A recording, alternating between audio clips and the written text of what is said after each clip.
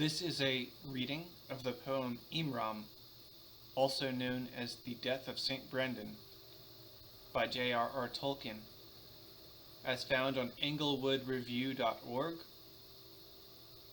read by Joseph Letterio.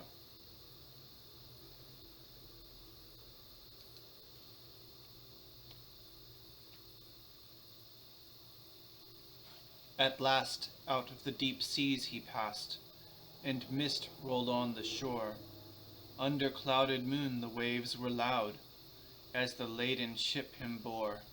To Ireland, back to wood and mire, to the tower tall and grey, where the knell of Cloain Ferta's bell tolled in the green Galway, where Shannon down to Lough Dergran, under a rain-clad sky, St. Brendan came to his journey's end, to await his hour to die.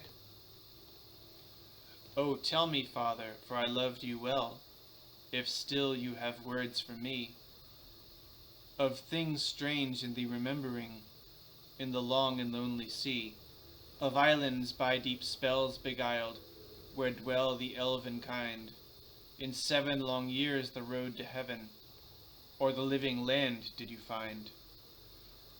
The things I have seen, the many things, have long now faded far. Only 3 come clear now back to me, a cloud, a tree, a star. We sailed for a year and a day and hailed, no field nor coast of men. No boat nor bird saw we ever afloat, for 40 days and 10. We saw no sun at set or dawn, but a dun cloud lay ahead, and a drumming there was like thunder coming, and a gleam of fiery red. Upreared from sea to cloud then sheer, a shoreless mountain stood. Its sides were black from the sullen tide, to the red lining of its hood. No cloak of cloud, no lowering smoke, no looming storm of thunder, in the world of men saw I ever unfurled, like the pall that we passed under. We turned away, and we left astern the rumbling and the gloom.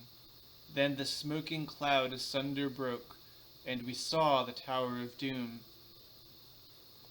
In its ashen head was a crown of red, where the fishes flamed and fell, tall as a column in high heaven's hall. Its feet were deep as hell. Grounded in chasms, the water drowned, and buried long ago. It stands, I ween, in forgotten lands, where the kings of kings lie low. We sailed then on till the wind had failed, and we toiled then with the oar, and hunger and thirst us sorely wrung, and we sang our psalms no more. A land at last with a silver strand, at the end of strength we found. The waves were singing in pillared caves, and pearls lay on the ground. And steep the shores went upward leaping, to slopes of green and gold, and a stream out of rich and teeming, through a combe of shadow rolled. Through gates of stone we rode in haste, and passed and left the sea, and silence like dew fell in that isle, and holy it seemed to be, as a green cup deep in a brim of green,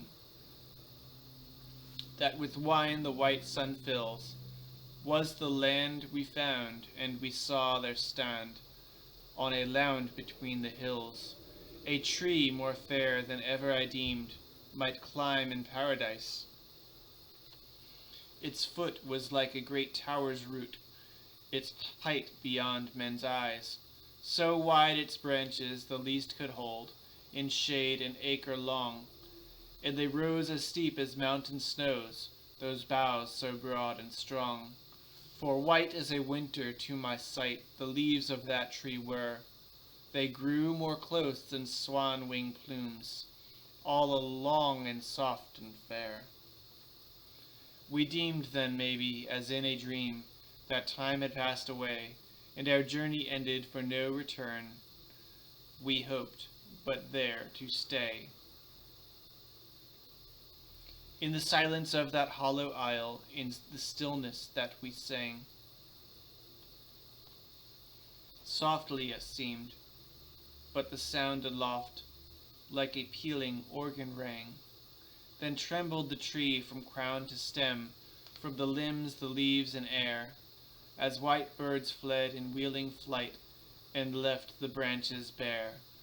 From the sky came dropping down on high a music not of bird, not voice of man nor angel's voice, but maybe there is a third. Fair kindred in the world yet lingers, beyond the foundered land, yet steep are the seas and the waters deep, beyond the white trees stand.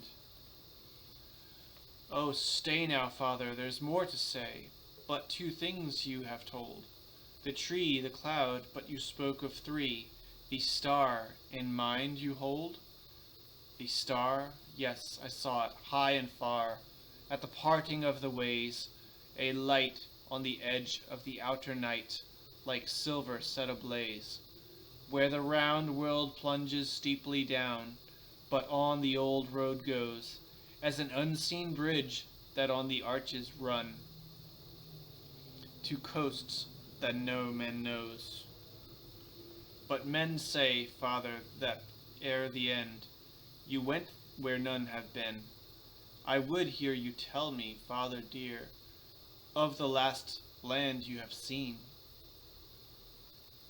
In my mind the star I still can find, and the parting of the seas, and the breath as sweet and keen as death, that was borne upon the breeze. But where they bloom those flowers fair, in what air or land they grow, what words beyond the world I heard, if you would seek to know. In a boat then, brother, far afloat, you must labor in the sea, and find for yourself things out of mind. You will learn no more of me.